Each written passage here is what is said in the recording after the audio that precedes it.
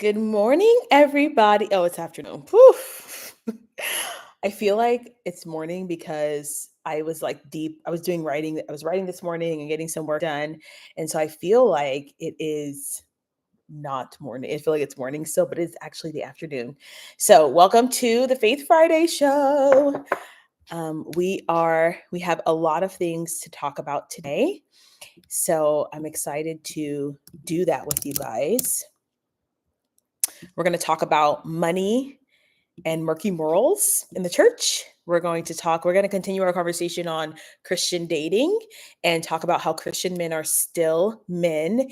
And then we're going to round it off with fitness and talk about how you need to get honest with yourself and God about your fitness journey. So let us begin with a couple of things. First and foremost, let's talk about Philip Anthony Mitchell going to Daystar for money. So if you don't know who Philip Anthony Mitchell is, he is a prominent pastor. You probably see all of his information on TikTok and on Instagram. You probably see clips of his ministry, his church 2019. It is growing rapidly. The people in Atlanta are thirsty for the scriptures. They're thirsty for a good pastor. And so his church is growing rapidly. And he expressed in a sermon a couple of weeks ago that maybe it was last week that his church, they are being asked to move. And so they need money because a lot of people don't realize how expensive church buildings are and how expensive it is to actually run a church. The church we currently go to are still, we're still paying into the building fund. So it is millions upon millions of dollars to build a church and then to keep it. So, and to maintain it. So it's not unusual that a church needs money for a building. It is unusual to go to Daystar for that money. So what I want to do right now is let's watch we'll watch some of his message on there. And then I want to talk about why this is controversial. If you guys have been following my channel, you know I have some information about the Daystar Network.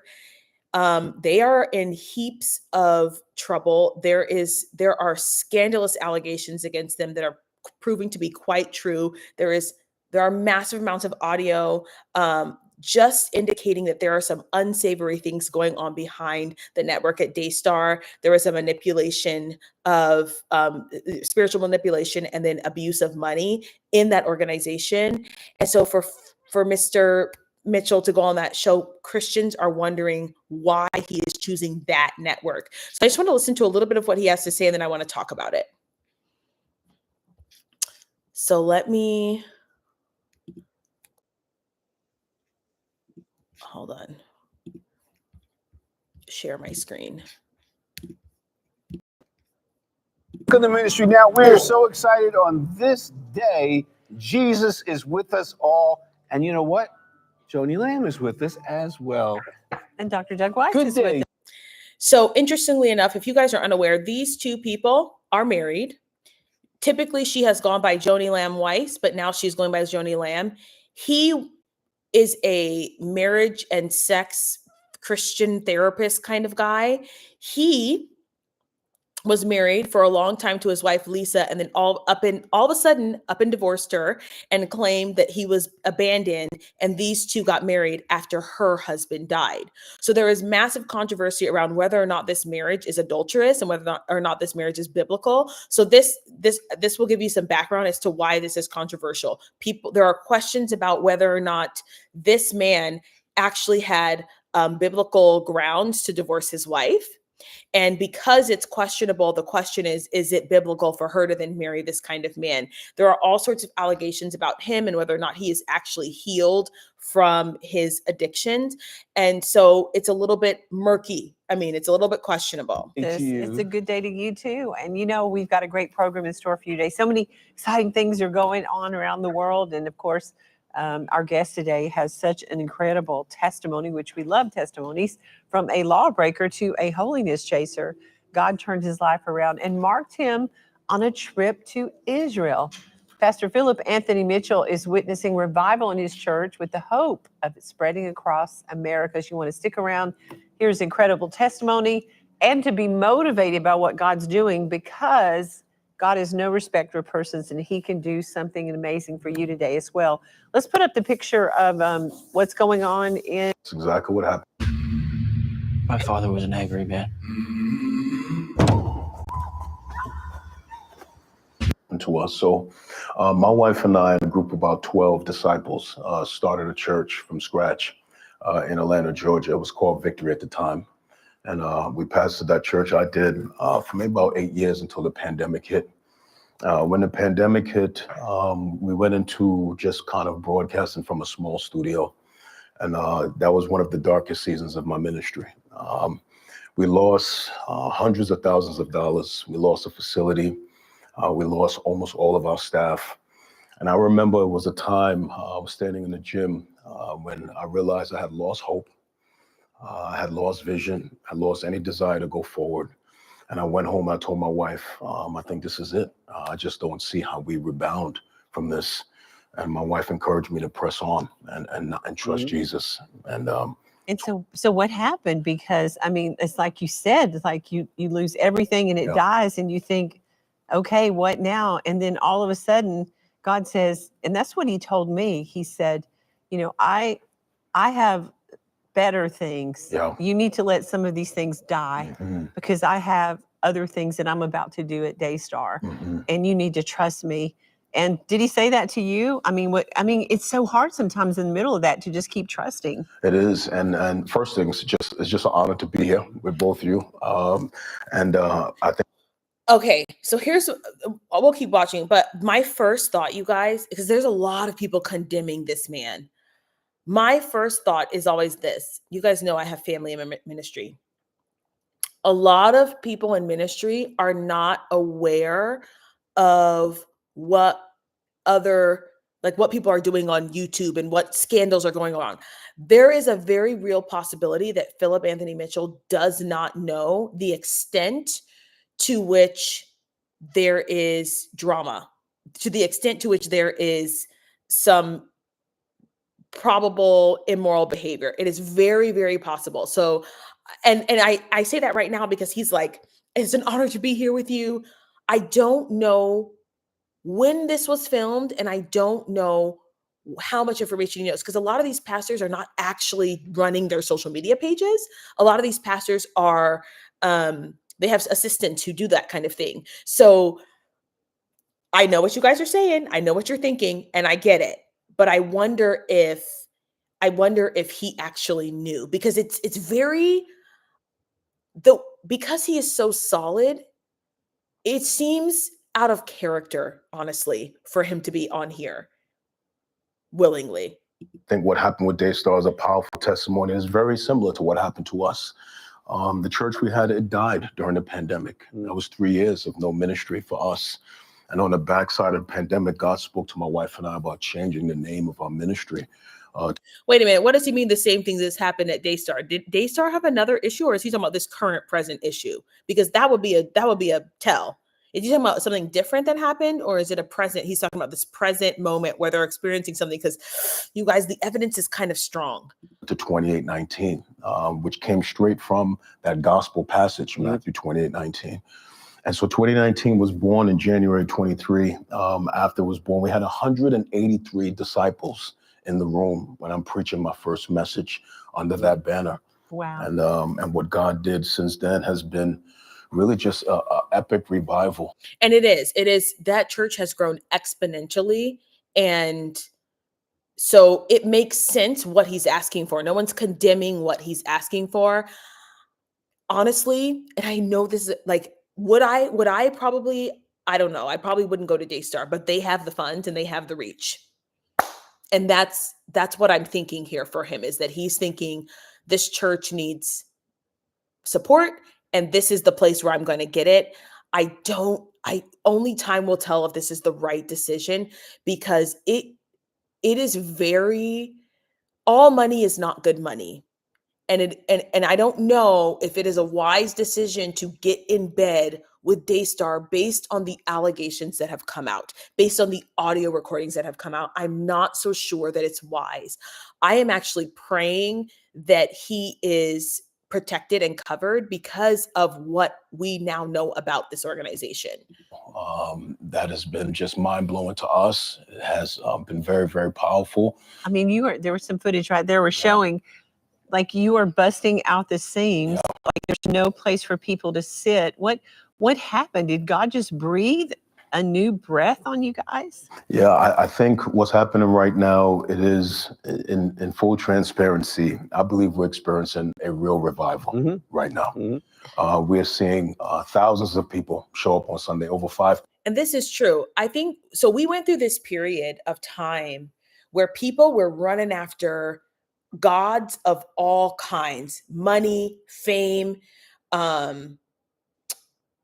relationships, false gods, other religions. And I do think that people are coming to a place right now where they're realizing that those things cannot save them. So I 100% agree that there is a newfound thirst for reality. And I praise God because a lot of people are like, in stage capitalism, it's the worst thing. I think for believers and people who were supposed to be called to God, having all of this, we have more people who are more wealthy than we've ever had before with the advent of like social media and TikTok and YouTube and people able to amass for themselves large sums of money. People are realizing those things cannot save them and those things do not make them happy. And so there is an extra level of thirst now for something to complete. That's why people are running after crystals and sage and different kinds of spirituality, because they're realizing I have everything I ever wanted and I'm still not happy. And so there is, I do believe, and I agree with Philip Anthony Mitchell, that there is a revival happening. 1,000 right now in attendance. And I think what is happening is that God is calling men and women to himself in this hour. So I think what's happening in Atlanta with us, it is a revival. I think it's spreading across the nation. And what we're doing, myself, my wife, and our team, is just trying to be good stewards of what Jesus is doing. Amen. Yeah. You know, this year, this last year, 2024, Daystar had a 65% increase in salvations. Wow. An 87% increase in prayers that were taken. And we added 120 million homes to the already millions. Billions. That's added to the 2 billion that you already have. I mean, so, but it's interesting that in the midst of all of that, you know, you still have to deal with the enemy coming against you, because it's not like he's going to sit there and go, well, you know, great job you're doing there, you know, there in Atlanta, right? She is inserting some foolishness right here because they have a lot of scandal going on right now. And so she's trying to say, oh, we're growing too, and this is an attack from the enemy. Babe, this might be exposure. Exposure and attack are not the same thing. And that's something that we have to also, like, this is the Christianese we be using over here. Exposure and attack are not the same thing. Exposure is when you are being exposed for wrongdoing. Attack is when you're doing the right thing and spiritual warfare is happening. It is not spiritual warfare if you're being exposed for your sin. Come on now, we have to be honest. Hey, so tell us about where you are right now. Then I want to hear part of your testimony as well. Yeah, right now, we're just dealing with a serious battle because of the growth of our church and where we're gathering right now in a residential neighborhood. We're dealing with a lot of pressure from the city. The traffic. Because you're in the parking. school. We're in the school. Right. And we believe in God for our first facility. And we're dealing with a lot of external pressure. Do you have any options right now, or do you still need some options to open up? We are believing God for a building we've been looking at. It's about $7 million to acquire that building, maybe another $15 million to renovate it. We believe in God for the resources. And by the way, you guys, a lot of people are like, oh, that's too much money. No, you guys don't understand like edifices, okay? Edificios. You don't understand there's taxes and permits and there's all this red tape, and then there's codes. Like it is millions of dollars to renovate and make a building. This is not an outrageous price. I mean, it is because it's just a lot of money, but there are lots of places in California where it's the same thing. So I don't think the price itself is something to be making a point about.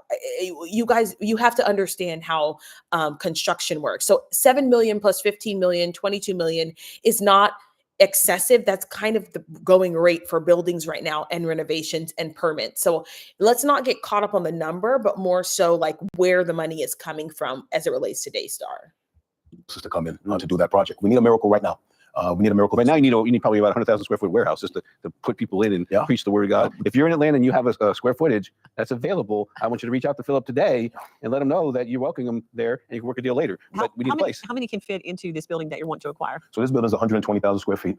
We believe we can build an auditorium that'll seat maybe 2,000 people. We'll do multiple gatherings, have space for our children, for our teens, and for our institute, the 2019 Institute. And we really believe in God for the acquisition of that building. Obviously, it's going to take resources. It's going to take prayer and faith. And we're trusting God for that right now. We need a miracle right now. Yeah. You know, there's Sorry, guys, I don't have the premium version.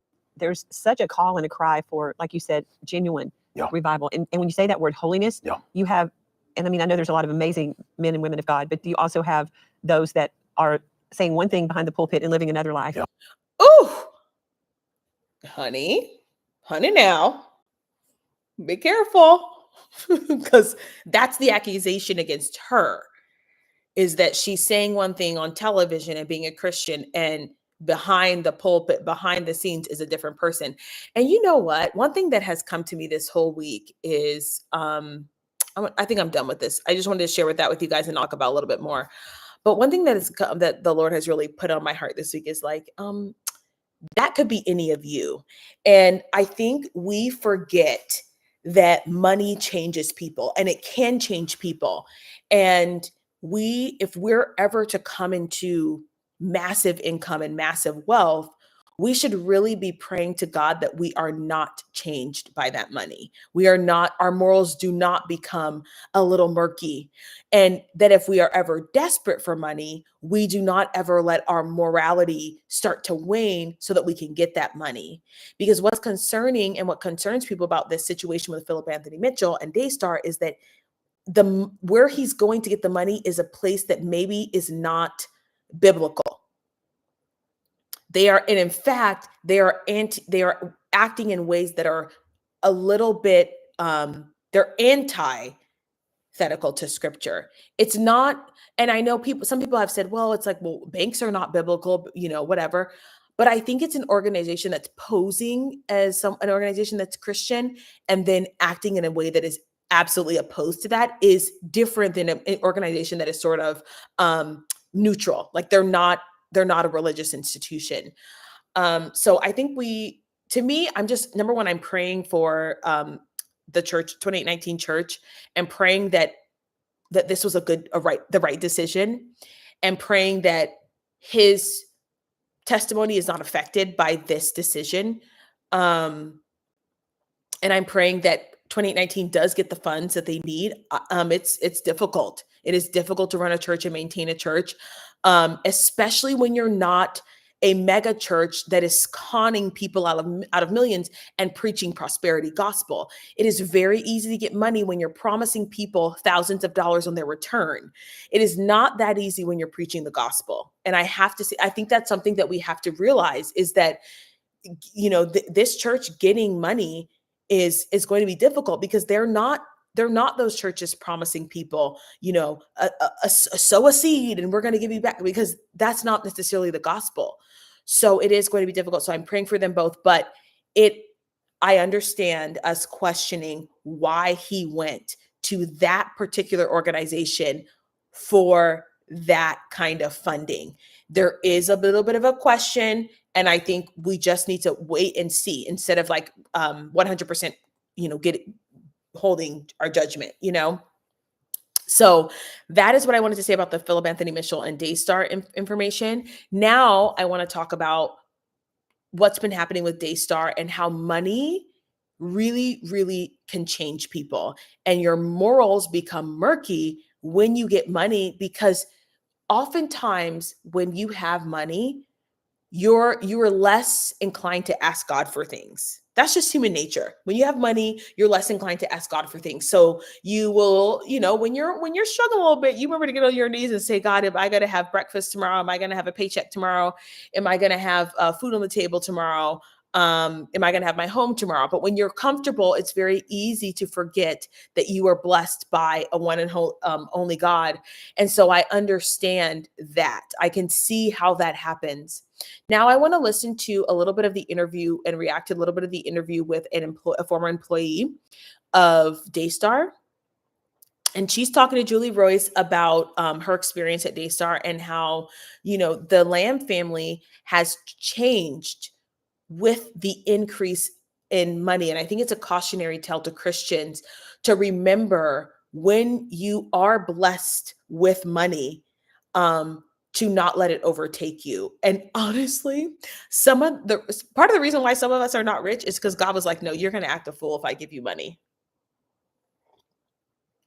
I really believe that. He was like, yeah, you would act up. And so I'm not about to give you that because you left to your own devices. It would be a disaster. So let's listen to a little bit of this interview from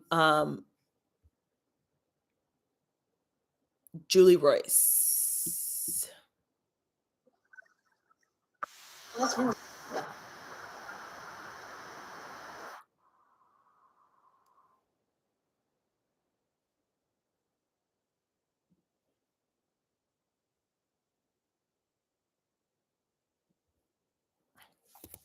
Okay, so what we are listening to is a woman who used to work for Daystar. She'd worked with them for a very long time. She's going to explain some of the backstory behind how Daystar has changed. And I just want to input some of my own personal experience and talk about how accountability and leadership is really, really important in organizations and Christian organizations. And then also, my own personal prayer for myself, because whenever I watch and listen to these videos, the first thing that the Holy Spirit always convicts me of is like, this could be you too. And I think it's important that we actually acknowledge that. Like, you think that you're better than these people. You think that you're not going to do this, but who knows what you would do in these situations? Who knows how you would respond, if you were in the same situation? So let's go ahead and watch this. Marcus, again, passed away in 2021, but Joni's in charge of Daystar now. And when you heard these allegations, what did you think when you first heard them? I'm shocked. When those things came out, I couldn't believe more. I believed more what Jonathan was saying than what his mom was saying. I'll put it that way. Now, I got an opportunity to work around Joni day and night and day, after hours, during hours. So she was Joni's personal assistant. So this is Joni's testimony. I mean, this is her assistant's sort of testimony about what has been going on. In all the years that I've known Jonathan, I would never known him to have done anything against the grain, anything that was against God. Okay, so for me to hear what Joni says, I think it should have been a little bit more sensitive from the mom to the son, because this is your son. And if you know your son, you would know that he wouldn't be just making this stuff up to gain anything. He was humble. Jonathan is a humble young man. And I know him before he became a man, if you will, okay, because he was a young boy going to school. Okay, they were always pleasant. He didn't have a high tone in his voice. He was very soft-spoken. He would think before he spoke. He would do a lot of reading. And these are the things I saw him without even having a conversation. So for me to hear that, I couldn't believe it. I just flat out say I couldn't believe it. I would question, just me personally, I would question more of how Joni went about stuff. That's what I would question. Let this be to us a sign for Christians to, and myself included, this is not like, you guys need to do this, myself included, to behave in a manner that when people say stuff about you that is not true, it's in Timothy, I believe. I got to pull up the scripture. That you don't believe it. You're like, there's no way, not that person, because that's what Jonathan has. Jonathan has this reputation of being a God-fearing, honest, upright man. Joni does not. Do you see? People can see when you're being two-timing and two-faced and duplicitous. And they also can see when you're someone who takes the word of God seriously. And that, to me, I'm like, wow, may God give me the grace to be like Jonathan, to be someone who is aligned in the way that I talk to people and how I respond to people and what the Bible says, so that when someone brings a fault against me, they respond like she responded. There's no way. Because he's always been upright. He's always been moral. He's known to do the right thing. May God give me that kind of spirit to be that honest and to be that dedicated to God and not to man. More than what Jonathan would do. And that's been a consistent message from people that I've talked to who know both of them. And certainly my experience, I have not to date gotten Joni to interview with me. I've asked numerous times, but Jonathan and Susie, yeah, I'm quite sure I won't, even though I would love to ask her some of these questions and to be able to ask follow-up questions. But instead, what I get is statements, and the statements answer only the questions they want to answer. And we don't get to really do the kind of questioning that I've been able to do of Jonathan and Susie, who have given consistent answers throughout. And I have found them the same way to seem just very honest, very forthright, and Jonathan to be a humble man who's obviously going through a tremendous amount of turmoil and pain because of what's happened. So yeah, I appreciate your perspective on that. Yeah, and this has been consistent. Like, people are saying that everybody who has been at Daystar and who has spoken out has said, yeah, Jonathan and Susie are upright. They are walking upright. These other people we don't know about. And the lesson that we learn as Christians is walk in a manner that is worthy. Walk in a manner where people, it doesn't matter what you say. What are you doing? How are you behaving? Because Miss Joni has a lot of good words. She's got all the Christianese in the world, but how does she treat people behind the scenes? And how do we treat people behind the scenes? Now, we're not perfect, and no one's saying these people are perfect, but that's what we're aiming for, is to really behave in a way that makes people say there's no way. There's no way. Those accusations are crazy. I think that's helpful. So let's go to the very beginning when you started at Daystar. And I know this was quite a time period that you were there. And we'll get into some of the things like, for example, Marcus's what was called an affair. And we'll talk about whether that really is even the right thing to call it. But you came in 2007. What brought you to Daystar? Okay, so what brought me to the ministry? One is close to my home, and I also wanted to be part of a ministry. So this kind of went hand in hand for me. So when I went to interview, it was with Joni, and she was taking a break in between a show to come and interview with me with Sam McNeil, who at that time was the executive assistant for Joni, and really just Joni. But Sam would assist Marcus whenever need be, because we at that time just one executive assistant for both of them. And they interviewed me. It was a short interview, and I think it was a match. Right away, they called and let me know that I got the position and that I would be the executive assistant to, at the time, it was Joni. And Sam would be training me. Her real name is Samantha, but we'll call her Sam. And that she would be training me to cross over because eventually she was going to retire and do something else. So I enjoyed working with Sam, but a lot of people had a hard time working with Sam because Sam had a certain way of doing things and there were no exceptions. And a lot of people just had a hard time. Whereas I didn't see that. I just saw that it is an executive assistant protecting the person that she's working for and making sure that nothing is going against the grain for her. So here's, just a little bit of emotional intelligence, personal development tip. People are like, oh, Sam was hard to work with. Sam was probably terrified. We can, make a little conjecture here that Sam was maybe a little bit terrified to let Joni down. And so whenever someone is high strung and afraid of making mistakes, is usually because they have been penalized and, they have been punished for making mistakes and not doing things the right way. So it's very possible that Sam was foretelling that this is a difficult job. She is hard to please. We have to be, instead of being like, what's wrong with her? We have to start to use some emotional intelligence. So whatever she says and does, and people will say, some people starstruck, some people hear of Joni, but never have an opportunity to see her. So it felt good for them to see her walking down the hall. And they want to say hi and shake her hand or how to hear her talk to them. She talked to me today. So there's a celebrity thing going on within Daystar, not just outside of Daystar. But when you came, you had this expectation. This is ministry. And I'm guessing from seeing Joni and from seeing Marcus on TV, you probably had certain expectations of who these people were. Am I right? Well, I did, but I'm going to tell you, my background and what I did before I came to Daystar, I met a lot of celebrities. My background is the airline industry, so I've been around a lot of people who are well known in the industry, and they're still my friends today. Some of them have passed on. Ollie Woodson was another, for example, from the Temptations. Okay. Let me pause right here. I know that just happens naturally. So it can happen naturally that people will start to, I don't worship you, I guess, make you out to be a celebrity, even though you don't want to be. That happens naturally. But it also happens when you are one of the untouchables. So when I talked about unhealthy churches, I talked about pastors who are untouchable, pastors who are like, oh, you can't, let me go to the green room. You can't. You create this air of celebrity. You create this air of holier than thou. You create this air of, you're beneath me. And that is never really healthy for accountability. It's never really healthy for accountability.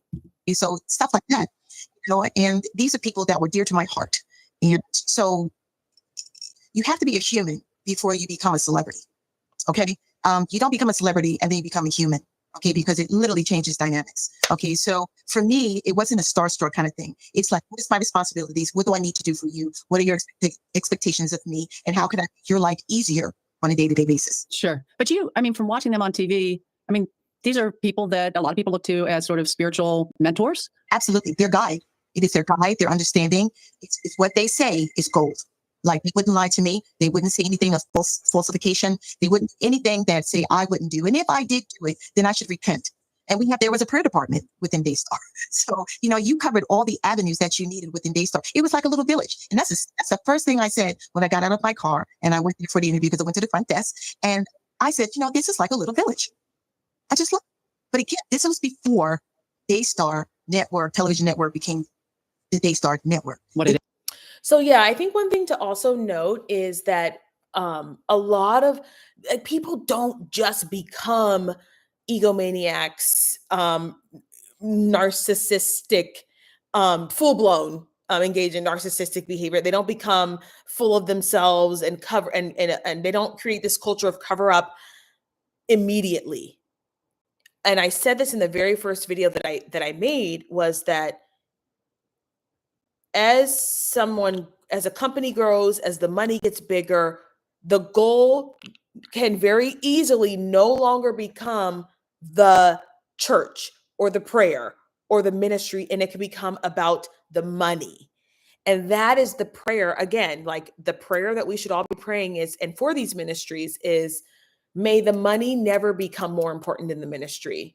May the money never become more important than obedience. May the money never become more important than honesty, because it can get to a point, which what she's going to talk about right now, they didn't start out this way. And most people don't start out this way. And most industries don't start out this way. Most ministries don't start out this way. They start out as humble, healthy ministries, and then they blow up and there's no accountability, and you have this. It is today. Yeah, exactly. It was one of those things where we didn't even have a studio audience. It would be the employees. So they couldn't get people off the street, enough people to come watch these shows. Hey, I'm Jordan. I helped this guy get into Yale last year. He had pretty bad grades and a bad SAT score, at least by Yale standards. But he got admitted anyway. What gives? Did he have legacy? AKA, did his parents go to Yale? Nope. No, because a lot of people, one, they didn't know really where they were. Okay, they didn't know, if they could come, what they had to pay. They didn't know what the dress code was. They didn't know anything. Okay, so there would always be an announcement speaker saying, okay, we're all going down to the studio. Those who are allowed to come down to the studio so we can fill our chairs. We need 5 more people to come downstairs, fill the chairs in the studio. We need 2 more people to come downstairs in the studio. So, until we got a full house, and then we would go on and do the shows. So for me, I believe that everything that they said was the truth, and there was no falsification of any way, shape, or form. So in his humble beginnings, at that point, you're experiencing this as a village, with the IRS, they're certified as a church. So this is, kind of a family, a Christian community. And then something happened. They became more famous, more popular, more wealthy. Yes. And from talking to you, things began to change, not just in the operations, but in the people. Did you see a change in even just there being more distance between Joni and Marcus and the staff? Because you guys were family before, right? We were close-knit. It was a different vibe. I'll put it that way. It's a different vibe, different understanding. So you're very hesitant to ask. You just keep your head down, do your work, and just, do your time on the clock, and then you go home. Marcus got an upgrade in the vehicle. Joni got an upgrade in the vehicle. We say upgrade. Marcus. A better car. Yeah. So what was Marcus driving? It's been so long. I know that Jonathan, at least after Marcus passed, Jonathan got Marcus's Porsche. So we know that's what he was driving then. Okay, so before he got the Porsche, when I was there, Marcus did not have a Porsche. Okay. He did not. So that was after That that. was an upgrade. Yeah, Mhm. that was an upgrade for him. Yeah, I don't and know what he's driving. And I don't know if that's necessarily, it's interesting because Daystar is supposed to be like a donation organization. And I kind of get, this is murky for me because let's say you're an organization, a ministry, and you like there's the money from the ministry and then there's the money from like social media and books. And if you can buy a Porsche with your books, with your book money and your social media money, then fine, or with your salary, then fine.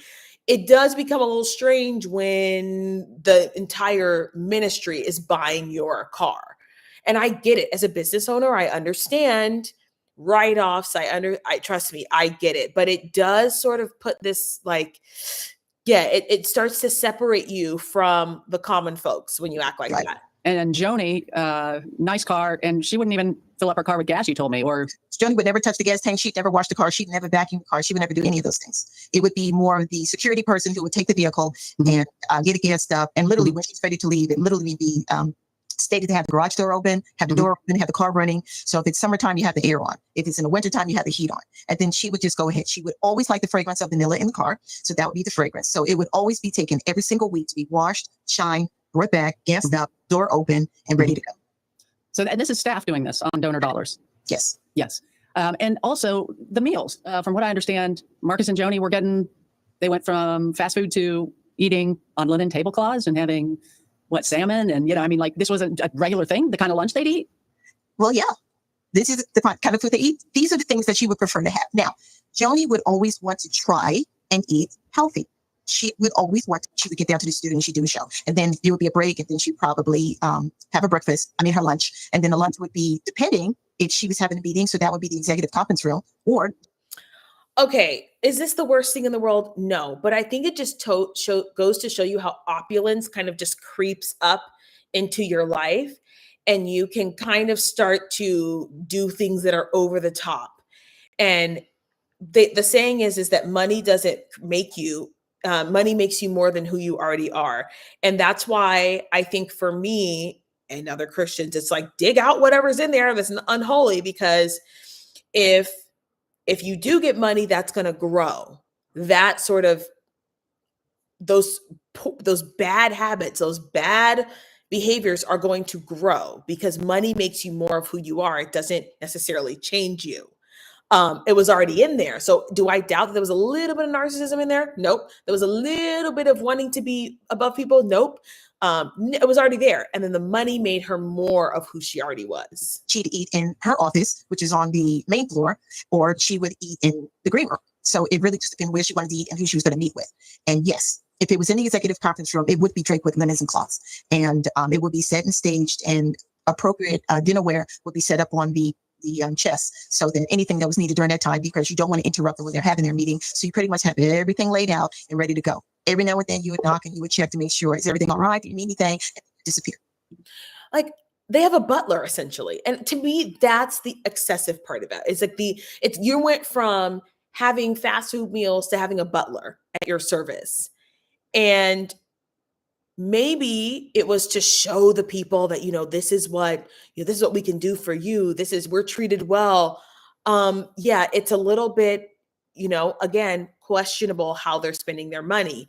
So I think a lot of us really desire peace and security and safety around money, but a lot of us are not ready for that kind of money. And so we have to be careful because it will make us more of who we are. We'll just listen to a little bit more of this, and then I'm going to get into my next segment on Christian dating. And then somebody would wait outside the door just to be on the safe side. Just in case she needed something, somebody's right outside the door, and she would have to go looking for nobody. Wow. So had people waiting basically on her beck and call. Yes. Not so much Marcus. It was more Joni. And you said something to me about even her personality. Some personality traits started coming out a lot more. What were those personality traits? Well, you really can't go against what she says. If you're smart, you would just go with the flow. I would put it more than anything else. There could be a gazillion examples. One in particular, which I thought was kind of amusing. She would always call me Lisa Lou. Okay, even though my name is Lisa, and I didn't mind that at all. Not at all. She would call me Lisa Lou, and she goes, "Lisa Lou, what do you think of our next president being Obama?"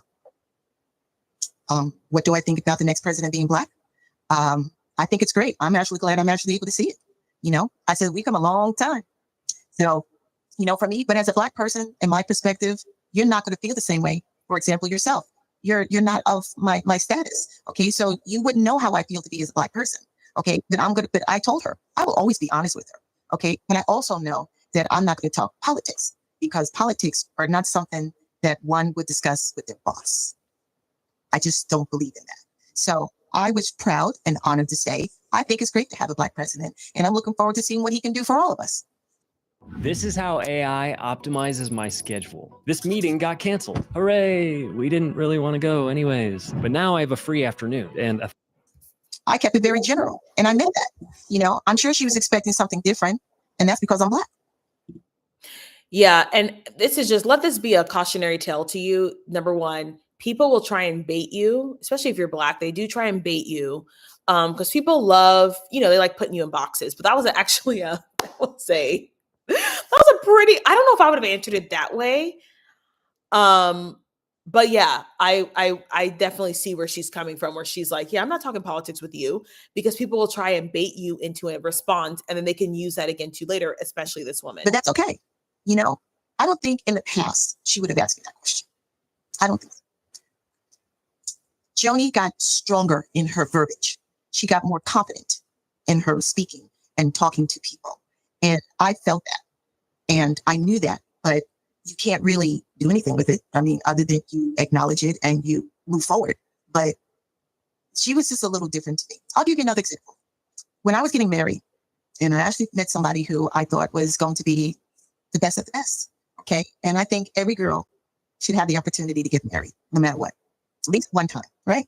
So when this opportunity came for me, and I shared with her, well, I'm going to get married, and, this is his name, and so forth. And, just like, girls talking, fun things. And those are the things that I truly enjoy talking with her about. It's like, so what was it like for you and Marcus when you first met? Were you all goose pimples and googly eyed and all that kind of stuff? And, those are the things that were shared, and that's cool. But then when you start getting a little bit deeper, we need to meet him. We need to know who our Lisa Lou's going to marry. We want to know what he does. And I think that's going a little bit too far. Now, there's a part of care, and then there's a part that's going a little bit beyond, right? Okay, you let that go. But then when you start being concerned, because now you're bringing in another person who's going to do the same thing I'm doing in my role, and you're bringing another person on who's single. Yeah, and so this is the part where she gets into the fact that they fired her after she got married, and she attributes it to, oh, she wants you for yourself. Here's what I attribute it to. When people can see past your facade and past the money, you want them out of your life. I wonder if Lisa married someone who could see past the Daystar facade.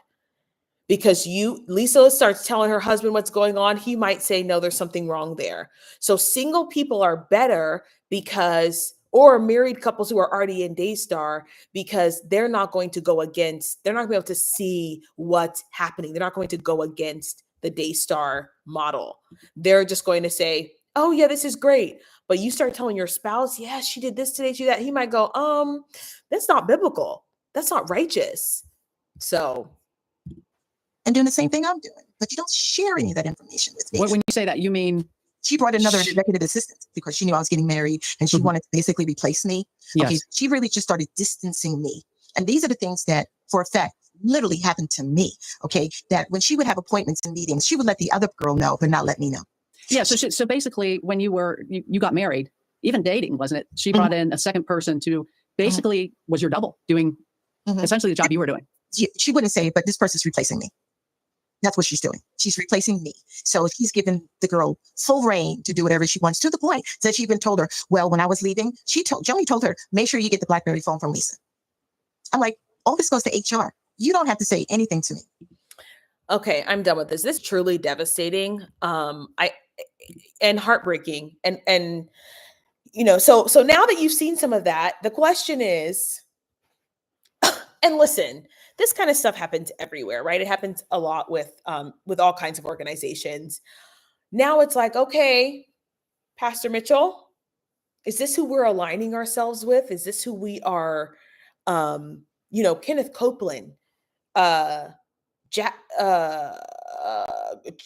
Grace, what is her name? Joyce Myers. They've all left the network. They've all said, you know what? And these are people who, these are people who are not necessarily the most morally upstanding people. Talking about Kenneth Copeland, they've left Daystar. So, but you're coming on behind them. This is why it's controversial. Okay, I'm going to get into this next segment. And I want to talk about how Christian men are still men. And so I'm going to bring up my slideshow that I had when I was talking about my Christian dating tips. And I'm just going to put it on the screen because I just want to have, I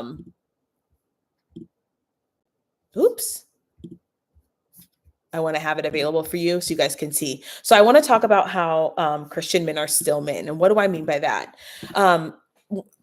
Thankfully, one of my lovely subscribers mentioned to me that she was like, because I had mentioned in my other video that one of the obstacles to getting married for a lot of women is career.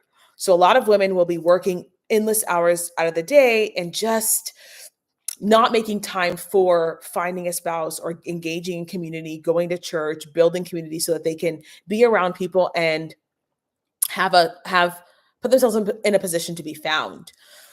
And she goes, that's not really my biggest obstacle. My biggest obstacle is actually, I think, my weight. And so I was like, that is actually something that I wanted to talk about in my last slide, in my last presentation on this, which is Christian men are still men. What does this mean? We like to think about Christian men as these men who will look past our physical body and just into our heart and know, is she a woman of God? They're still men. Men are highly visual, and then they're still men in that they still have preferences. So what that means is if you are not taking care of yourself, you still may not find a man. And I think it was really honest and right for this woman to say, it's actually my weight that is the obstacle, I think. Because if you're a healthy man, I don't care how Christian you are, you're not going to find someone who doesn't take care of themselves attractive. You're going to want someone who also takes care of themselves, let alone if you're a healthy man emotionally, not just spiritually. I guess those two things are kind of connected. You're also going to want to be with someone who can deal with their emotions properly, who knows how to use exercise as stress relief, who knows how to value their temple. So I want to make sure that I say that you still have to take care of yourself, and people will still find you unattractive if you are in a category that is like highly overweight. I know it's not politically correct. I know it's not something that people want to hear. I know that it's hard to hear, but the truth is that just because men are Christian doesn't mean they're not looking at your physical appearance. Men are wired for health in women. They are wired to look for, okay, who is going to be able to carry my babies, right? Unfortunately, someone who is unhealthy is not that. Now, I'm not talking about having an extra 10 or 15 pounds. I'm talking about being clinically overweight, obese, needing to lose quite a bit of weight. You're on the verge of diabetes, high blood pressure, and just filled with inflammation. So it's really important when we talk about Christian dating that you are still working on beautification. There's nothing wrong with wanting to be beautiful as a Christian woman, and there's nothing wrong with being beautiful and attracting a man with your beauty. Because I know that, people they always quote that passage, beauty is vain. It is, and human beings are vain.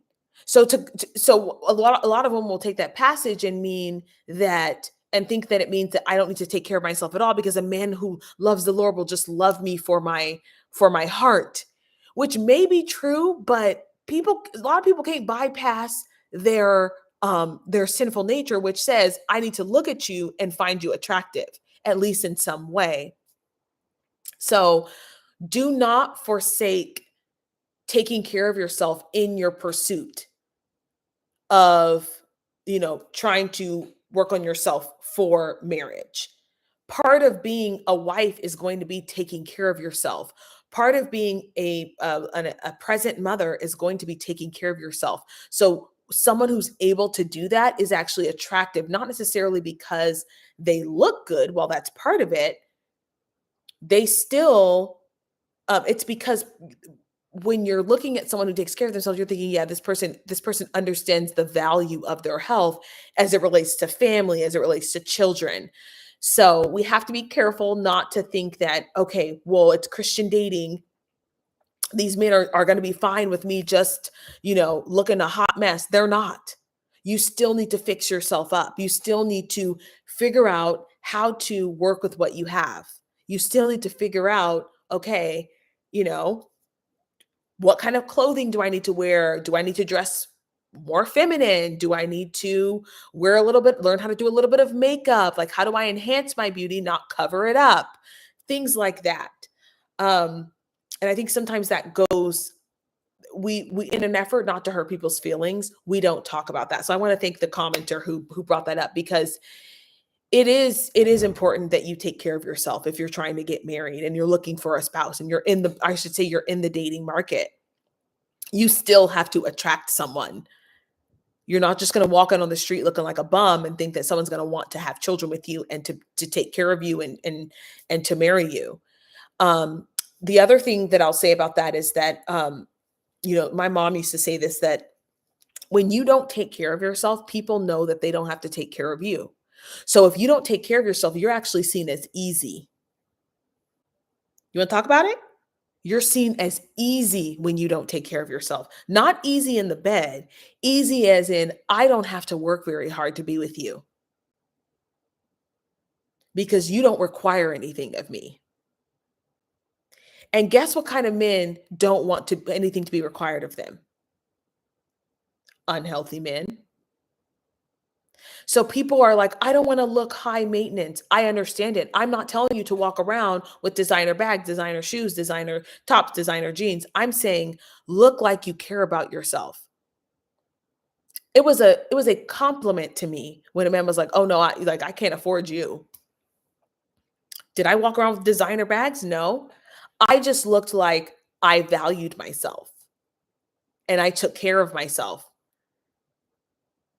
And I didn't have to say anything. I didn't have to talk about it. I simply took care of myself. I didn't say, I like a man who buys me flowers. I bought myself flowers every week. I still do. I'll show you guys these are my, I'll strawberry ya. Okay. Oh no, I can't do that. I'm going to a stretching class. I'm sorry. Oh no, it's my massage day today. I can go after though. What is that signal? I take care of myself. So you're not going to have me running around like a hot mess with my hair falling out and skin issues and obese because you don't think you have to give me time to take care of myself. Oh no, nope. I have my women's Bible study this evening because I used to do my prayer and stuff, my prayer meetings. I can't go today, but I'll go next. I can go tomorrow. That's how you show people that you value yourself. You don't say, I need this, I need that. No. This is how I live my life. And that's why I said you need to have hobbies. You need to have a life in my other slides, because people are watching how you take care of yourself and that's how they know how to treat you. It's not, I'm worth it. I don't even think those words came out of my mouth. They used to. But I've never said I'm worth it. I simply take care of myself. I simply don't let myself get sloppy. I don't. I'm sorry, but I don't. I don't let myself start to spread out and look. I didn't let myself look a hot mess. I didn't let myself go unkempt, because that signal to people, oh, this one values herself. She takes care of herself. So I can't really treat her crazy. And if I marry this one, I don't get to tell her to run amok, run around and run herself ragged. And I get to say, oh yes, you're my servant. when you're supposed to be serving one another. That one I can't do that to. Let me go find somebody who looks low maintenance so that I could treat her any kind of way. Because I'm telling you, that's what they think. I literally did not believe my mom when she said that. And I started to date and I was like, oh yeah. Oh yeah. I remember one time I was this is not a date, but I was in so we used to have Fry's Electronics in California. Fry's Electronics was like this massive, it was shaped like the pyramids. It was this massive electronic warehouse. It was anything and everything you could ever imagine for computers. And it was a day off from teaching and I didn't know it was gonna rain. So I went to Fry's in like some UGG slippers. I might have even been in college. So I came to Fry's in some UGG slippers, some sweat shorts, a mismatched jacket hoodie, and I think my hair probably looked, no makeup on, nothing. I looked a mess. And I went up to the counter because I needed to get some memory in my computer. And I asked him, hey, which one do I need to buy? And some guy comes in a suit. Okay. And he asked me if I wanted to go to lunch. And I was like, no, thank you. And it dawned on me that I look like I might be someone who wants to go to lunch, if you catch my drift. I look a hot mess. Okay. I didn't even look like an athlete. I was an athlete, but I didn't look like an athlete. I looked low-key homeless, low-key lady of the streets, lady of the night. Okay. And this man was like, oh, would you like to go to lunch? No. Why? Because he's like, oh, that one's easy. I can just offer her some money and yep. Y'all better be careful. So yes, you still need to take care of yourself. Do not be a Christian pick-me.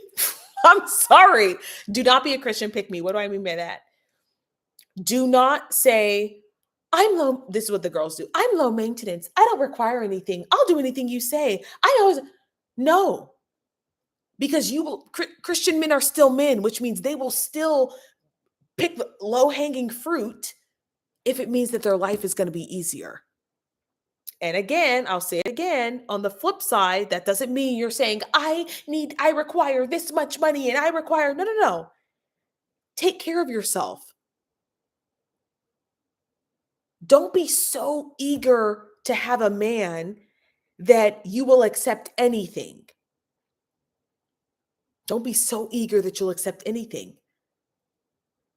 And don't be so eager that you will allow yourself to, on a day where you're looking a mess, anything that comes along, sure.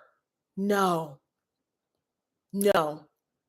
That is pick me behavior where it's like, okay, what do I think a man wants? Okay, he wants someone who doesn't require much. He wants someone who's low maintenance. He wants someone who he doesn't have to take care of. Okay, I'll be that for you. What does that look like? You're overweight. You don't take care of yourself. You run around, you run yourself into the ground. You're at his beck and call all the time. You don't value yourself. And somebody's going to say, but you're supposed to. Oh, honey, yes.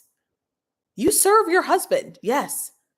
And your husband serves you. And it's a two-way street.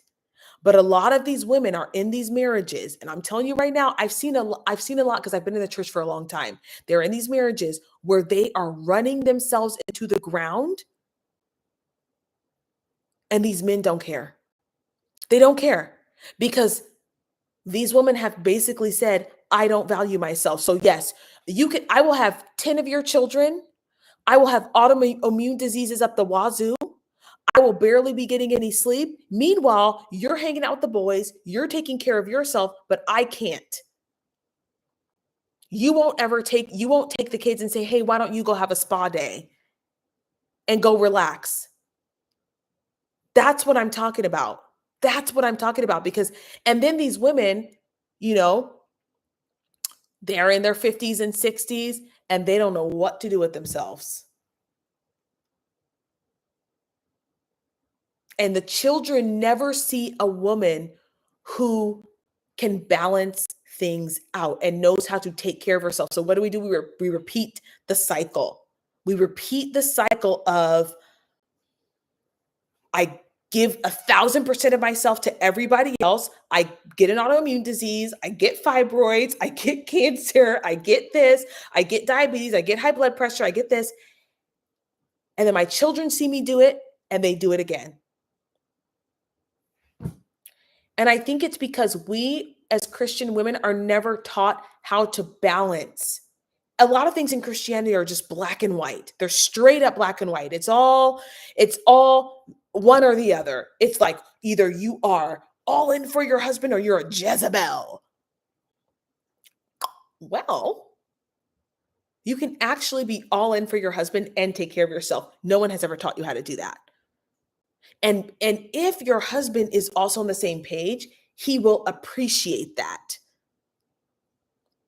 and encourage it, because that means that you get to come back to him restored and refreshed and ready to rumble. That's all I got to say. You guys are in here watching and not commenting. Y'all messing up my view numbers over here. Okay. Anyway, you guys, I gotta go. I gotta eat lunch and I want to get a massage today too. Oh, I need one so badly.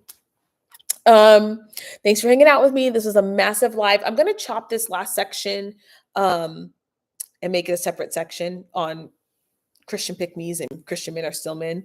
Because I want to make sure that's a separate video. But anyway, you guys, thanks for watching. Don't forget to like, share, comment, and subscribe. Remember, you can disagree. You just have to do so respectfully. And I will see you guys in the next one. Bye.